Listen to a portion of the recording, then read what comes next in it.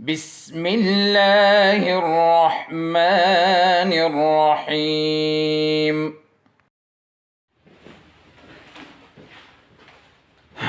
بسم اللہ الرحمن الرحیم نحمده ونصلی علی رسولہ الکریم اما بعد۔ سورہ انفال کے رکوع نمبر 5 کے پہلے سبق کے ساتھ ایک بار پھر آپ کی خدمت میں حاضر ہیں۔ آپ سب اپنا بک نکالیے اور اپنے بک میں سورہ انفال کا 5واں رکوع نکالے جو کہ پیج نمبر 16 پر ہیں۔ پیج نمبر 16 پر سورہ انفال کا 5واں رکوع شروع ہوتا ہے، اس کو نکالے۔ سب سے پہلی آیت پڑھتے ہیں، بسم اللہ الرحمن الرحیم۔ قل للذین کفروا ان ینتہوا یغفر لهم ما قد سلف وَإِن يَعُودُوا فَقَدْ مَضَتْ سُنَّةُ الْأَوَّلِينَ۔ ترجمہ: قل کہہ دیجئے اے پیغمبر، للذین ان لوگوں سے کفروا جو کافر ہے، ان ینتہوا اگر وہ باز آ جائے، یغفر تو بخش دیا جائے گا، لہم ان کے لیے، ما قد سلف جو کچھ گزر چکا ہے، وَإِن يَعُودُوا اور اگر وہ دوبارہ کرتے ہیں، وَإِن يَعُودُوا اور اگر وہ دوبارہ کرتے ہیں اسی طرح جو کچھ ابھی تک کرتے آ رہے ہیں، فقط مضت تو بے شک گزر چکا ہے، سنت الاولین پہلے لوگوں کا طریقہ۔ اس آیت کریمہ میں اللہ رب العالمین کافروں سے مخاطب ہیں، اور اللہ رب العالمین کافروں کو ایک ترغیب دیتا ہے اس آیت میں اور ایک ترہیب دیتا ہے۔ ترغیب پہلے ان دو الفاظ کا مطلب سمجھو۔ ترغیب اسے کہتے ہیں کسی کو کسی کام پر تیار کرنے کے لیے اس کو کچھ لالچ وغیرہ دینا، ایک پیکج دینا، ٹھیک، اس کو کہتے ہیں ترغیب۔ اور ترہیب کسی کو کسی کام پر تیار کرنے کے لیے اس سے سزا سے ڈرانا۔ فار ایگزامپل بچہ ہے، اسٹوڈنٹ ہے، اس کو آپ کہیں کہ ایگزام کے لیے تیاری کرو اور کوشش کرو کہ اچھے سے اچھے مارکس آپ کے آ جائے اور اچھی پوزیشن آپ کی آ جائے، اور ساتھ میں یہ ترغیب دیجیے گا اگر اچھی پوزیشن آ گئی یا فلاں والی پوزیشن آ گئی تو آپ کو یہ چیز دے کر دوں گا۔ اب یہ ترغیب ہے، اس کو ایگزام کے لیے تیاری کرنے کے لیے آپ نے ایک پیکج دیا، ایک لالچ دی، یہ ترغیب ہے۔ اور اس کو یہ کہنا کہ فلاں تک آپ کی پوزیشن آنی چاہیے، نہیں آئی تو آپ کو یہ سزا ملے گی۔ اب یہ ترغیب ہے۔ ایک ہی مقصد کے لیے بندے کو تیار کرنا ہوتا ہے، کبھی ترغیب کا سہارا لیا جاتا ہے، کبھی ترغیب کا۔ تو اس آیت میں بھی اللہ رب العالمین کافروں کو ایک ترغیب دیتے ہیں اور ایک ترہیب۔ ترغیب کیا دیتے ہیں کافروں کو؟ کہ اگر تم اپنی کرتوتوں سے باز آ جاؤ، توبہ کرو، ابھی تک جو کچھ تم نے کیا ہے سو کیا ہے، اب بھی اگر باز آ جاؤ، توبہ کر لو، تو اللہ رب العالمین تمہارے سارے گناہوں کو اس وقت تک جو کچھ تم لوگوں نے کیا ہے، سب کے سب کو معاف کر دے گا۔ اب یہ بہت بڑی ترغیب تھی ان کے لیے، کیونکہ انہوں نے جو کچھ کیا تھا وہ کوئی معمولی جرائم نہیں تھے، کفر، شرک وہ تو تھے ہی، اس کے علاوہ اللہ کے پیغمبر کو تڑپانا جتنا وہ تڑپا سکتے تھے، اس کے ساتھیوں کو انتہائی دردناک قسم کی تکلیفیں اور سزائیں دینا، اور اتنی حد تک ان کو تڑپانا کہ اپنا گھر بار چھوڑنے پر ان کو مجبور کر دیا اور ہجرت انہوں نے کی مدینہ منورہ کو۔ یہ بہت بڑی بڑی سزائیں تھی، اللہ کے کلام کو انہوں نے جھٹلایا، اللہ کے پیغمبر کو جھٹلایا، بہت بڑے بڑے جرائم تھے۔ تو اللہ رب العالمین فرماتے ہیں کہ توبہ کرو دل سے تو تمہاری یہ سب کچھ معاف کر دوں گا۔ یہ تو ان کو ترغیب دی جا رہی ہے، ٹھیک، کہ اگر توبہ کرو تو سب کچھ معاف۔ اور ترہیب کیا دیا جاتا ہے؟ ترہیب یہ کہ اگر تم اب بھی وہی کچھ کرو گے جو ابھی تک کرتے آ رہے ہو، نہیں سدھرو گے، تو پھر تمہارے لیے اللہ رب العالمین کو کوئی نیا طریقہ نہیں سوچنا پڑے گا، بلکہ تمہارے ساتھ وہی کیا جائے گا، وہی طریقہ اپنایا جائے گا جو آج تک تم جیسے لوگوں کے ساتھ اپنایا جا رہا ہے۔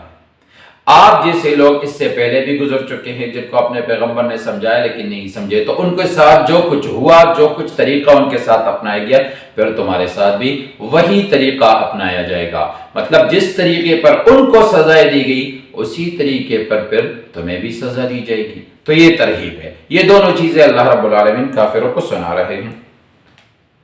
دوبارہ ترجمہ سنو۔ قل کہہ دیجئے للذین، ان لوگوں سے، کفروا جو کافر ہیں، ینتہو اگر وہ باز آ جائے، یغفر تو بخش دیا جائے گا، لہم ان کے لیے، ما قد سلف جو کچھ گزر چکا، وَإِن يَعُودُوا اور اگر وہ دوبارہ ایسا کرتے ہیں، فقد مضت تو بے شک گزر چکا ہے، سنت الاولین پہلے لوگوں کا طریقہ، یعنی ان سے پہلے جو ان کی طرح کے لوگ تھے ان کے ساتھ جو طریقہ اپنایا جاتا تھا جو کہ گزر چکا ہے، تو تمہارے ساتھ بھی وہی طریقہ اپنایا جائے گا۔ اگلی آیت، وَقَاتِلُوهُمْ حَتَّى لَا تَكُونَ فِتْنَةٌ وَيَكُونَ الدِّينُ كُلُّهُ لِلَّهِ فَإِنِ انْتَهُوا فَإِنَّ اللَّهَ بِمَا يَعْمَلُونَ بَصِيرٌ۔ ترجمہ سنیں، وَقَاتِلُوهُمْ اور لڑو ان کافروں سے، اور لڑو ان سے، حتیٰ یہاں تک کہ لا تکون باقی نہ رہے، فتنۃ فتنہ، وَيَكُونَ الدِّينُ اور ہو جائے دین، کلہ سارا، للہ اللہ کے لیے۔ فَإِنِ انْتَهَوْا پھر اگر وہ باز آ جائے، فَإِنَّ اللَّهَ تو بے شک اللہ، بما ان کاموں کو، یعملون جو وہ کرتے ہیں، بصیر دیکھ رہا ہے۔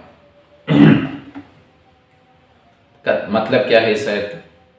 اس آیت میں اللہ رب العالمین فرماتے کہ جو میں تم کو کافروں کے ساتھ جہاد کرنے کا حکم بار بار قرآن مجید میں جو دیا ہے، تو کافروں کے ساتھ یہ لڑائی تم لوگوں نے کب تک لڑنی ہے، جہاد کب تک کرنا ہے؟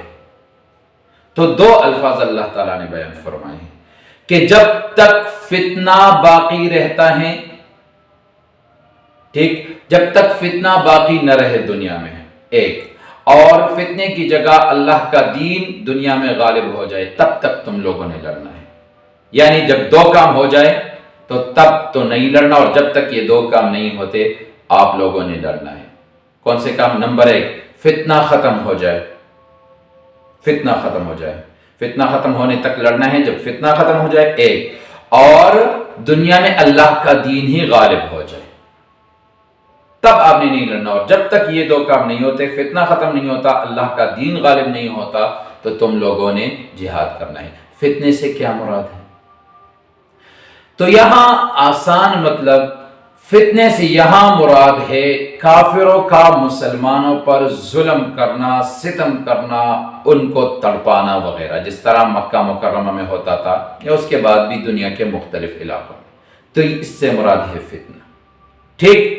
تو مطلب اس آیت کا یہ ہے کہ جب تک کافروں کا مسلمانوں پر ظلم و ستم جاری ہے اور مسلمان کافروں کے مقابلے میں مغلوب ہے، کافر ان پر غالب ہے، تب تک تو تم لوگوں نے لڑنا ہے۔ ہاں، فتنہ ختم ہو گیا، یعنی کافروں کا ظلم و ستم مسلمانوں پر ختم ہو گیا، اور کافروں پر اسلام کا غلبہ ہو گیا، دنیا میں اسلام غالب آ گیا، کفر مغلوب ہو گیا۔ جب یہ دو کام ہو گئے تب آپ لوگوں نے نہیں لڑنا، اور جب تک یہ دو کام نہیں ہوتے تو تب تک آپ لوگوں نے لڑنا ہے۔ تو یہ مطلب ہے اس آیت کا کہ اس میں اللہ تعالیٰ فرماتے ہیں کہ آپ لوگوں نے جہاد کب تک کرنا ہے؟